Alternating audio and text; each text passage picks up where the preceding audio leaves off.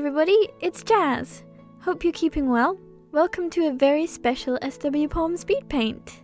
This Speedpaint and this month's prompt is extra special because for the month of April, the Shrieking Wizard Co. are teaming up with a bunch of other YouTubers and creatives for an event called Bards for Bards. This event will be raising money for the Artist Relief Tree, a charity that supports artists whose careers were hit hard by the COVID-19's shutdowns. To find out more information, you can check out the announcement video for the event, which will pop up on the screen. In support of Bards for Bards, this month's hashtag SWPOM is Bards. So whip out your pencil and your loot and get creating. Bards for Bards also has its own art challenge, so it would be really great if you wanted to get involved with that by checking out the event and tagging your bard drawings with hashtag Bards for Bards alongside the usual hashtag SWPOM. Please check out the Bards for Bards announcement video for more details. And of course, if you want to support this event by donating, please follow the official donation link for Artist Relief Tree down in the description below. Thanks so much for your support. Let's get creating. Hey there, it's Bards for April. That's the prompt. What a good intro. Hey Phil, how you doing? I'm doing fine. How are you doing? I am warm. It's 17 degrees today. Yeah. So, you're probably wondering why I dragged you in here, considering I don't think you've played a bard. Or have you played a bard before? No, I have not played a bard before. I have always thought about it, and like in talking with our friends, you know how everyone always does that. You know, if you yourself were a D&D character, like what class would you be? And we always tell you would be a bard. Everyone Absolutely. says I'd be a bard. Yeah. What would you be? I think I was a druid because I'm obsessed with there, plants. Yep. So I thought that it would be interesting to talk a little bit about our bards from High Hopes. So we've got Ryce Wyne, his full name. We've got Brio the Bard. She doesn't have a last name. She's an enigma. I think anyone who knows her last name is dead. Is dead, yeah. I have to kill you now. And we've got Torlin Shardur, who is my beautiful bard dwarf. So your brother plays Ryce Wyne. Yes. And I think Ryce Wyne is pretty much you know how everybody's first D&D character is very much themselves? I know he's probably played... Oh, no, yeah. He's played characters before, but his first character in High Hopes. And it is very much like him. In some aspects, I believe. I think he does draw more reference for Ryce from some of his other inspirations. Yeah. Like I mean, the name, for instance, is from Discworld. Yes, it's a play on Rincewind. Rincewind, yeah, that's it. And his sort of personality is quite Deadpool-esque. Yes. He's really quite carefree and sort of he just does what he feels. Literally feels in that instant. You know, he has as if he has no filter. You know, as if he absolutely, yeah. He'll go, I want to do that. Let's do that, and he just sort of does it. I think that's really good for High Hopes because we've got a lot of chaotic characters, but the things they do, there's some thought behind them, and or at least there's some reason for doing it. Yeah. Whereas Ryce will just be like, do you know what? I'm just going to do this thing now. And just completely walk away from the group. I think a brilliant example of this is whereas you've got Ryce who as you say would go, I'm going to do this, and he just completely walk away from the group, wouldn't tell them what he's doing, and it will be something crazy. Yeah. Whereas Rook will do something crazy, but he'll have thought about it. You can hear the cogs turning in his head.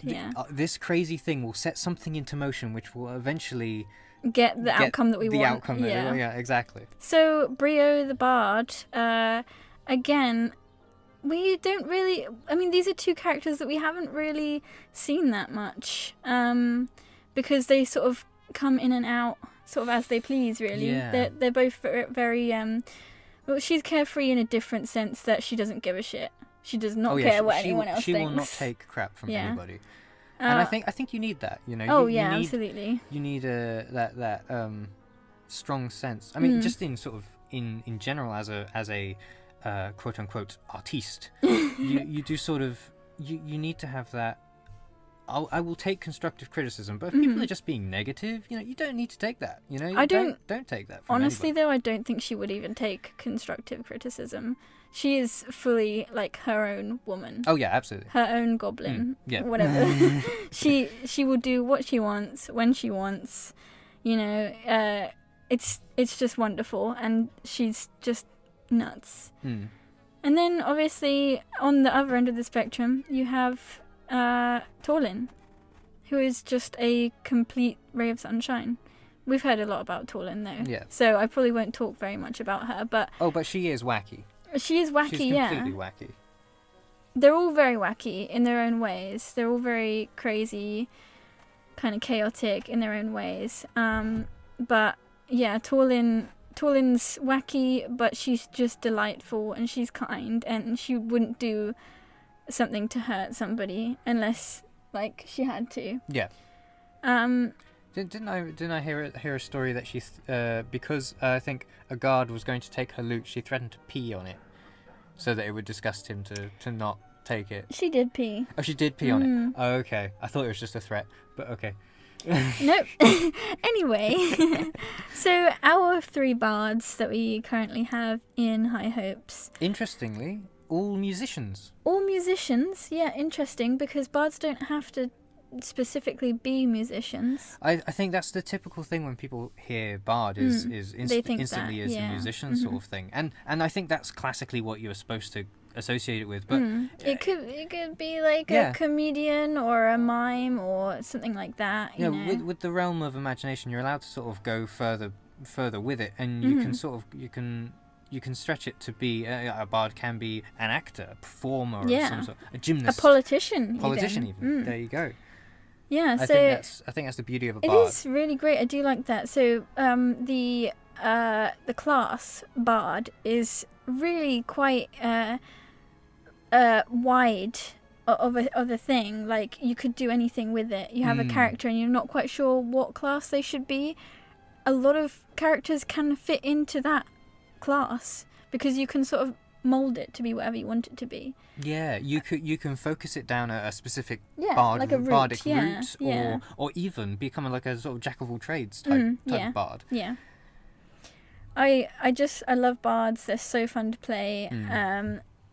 And I just really love how the 3 of these 3 bards have turned out. Sort of, they're all so different to each other, but in some sense they complement each other. And I would love to see a battle where the 3 of them work together. That would be so interesting. It's also really interesting to see how from a game mechanics sort of point, how each member plays them. So for example, you I mean, Torlin was your first character, but you definitely played her as I've got access to magic, but I've also got but I'm not afraid to go in for a couple of fists, a couple of stab-ins or a couple of fists. But Matt, who plays Rook and also Brio, came from playing Rook to playing Brio, and sort of focuses more on her magic side. She doesn't really go for the stabbing that much. And then Larten, who plays Ryce, you've got him coming in, and he has magic, but he just doesn't use it. He doesn't feel the need to use it. No, he relies on his skills and his charisma. We've We've seen him convince some people to do some stuff before, and it's just hilarious. I can't wait until we get to that point in the campaign. It's beautiful. It is wonderful. So those are our 3 bards. This drawing is amazing. We have been watching it the whole way through, and I can't get over how well it all came together. That's real sweet. You had a little bit of in the middle, when I was doing the sketch, I was like, it's not going to turn out how I want it to, but I'm really happy with how this turned out. I really am. So thank you. That's very kind of you. You're very, very welcome. I'd really love to hear about other people's bards. I'd really like to know what route you went down, what subclass you chose. Were you wacky? Were you not? Yeah. Are you a very sophisticated bard who is not wacky and always thinks about their decisions? I would like to hear about them. And more importantly, I would like to see them if you are willing to draw them. If you draw them or write a story about them, we just want to hear about your bards. So please get involved with SW Palm, and as well Bards for Bards, their art challenge, which you can find out through the announcement video, which will be in the description below. Let us know about your bards. We really want to see them, don't we, Phil? Absolutely. Yes. I think we really want to see these and hear more about them. Yeah, and let us know in the comments as well, like what you think about our 3 bards, and are they similar to how you have played a bard, or are they really different? So back to our bards, introducing themselves to the party. You've probably heard this before. I think Alex mentioned it in the speed paint he did of our characters a long time ago. Brio introducing herself to the party. She sort of came up and it was almost like an interview. Like, she found us, she came up and she went, "I'm Brio the Bard. I'm particularly good at, what was it, sonnets, serenades and stabbings." Yep. That was it. And we were like, yeah, okay, come on then. Like, no second thought. You got the 3 S's, let's go for it. I think at that point in time we were still willing to trust random strangers. Surprisingly. Ryce kind of, I don't know what happened with him. He kind of just, as Ryce would, just kind of showed up, and then, all of a sudden there was just shit everywhere. Yeah, he was like, some of his sort of first words were, "I've heard of you. I'll hang with you for a little bit." Something like that. As if we didn't have a choice, basically. Yeah. I'm just here now. Like, you're just going to have to put up with me being here.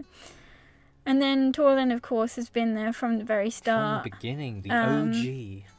Yeah, with the OG lot. And I think she just kind of, sat with one of them and then was just like, "You're my friend now," and just followed them. Yeah. I think that's kind of how, without giving too much away, I think that's kind of how she kind of just joined, So that's them.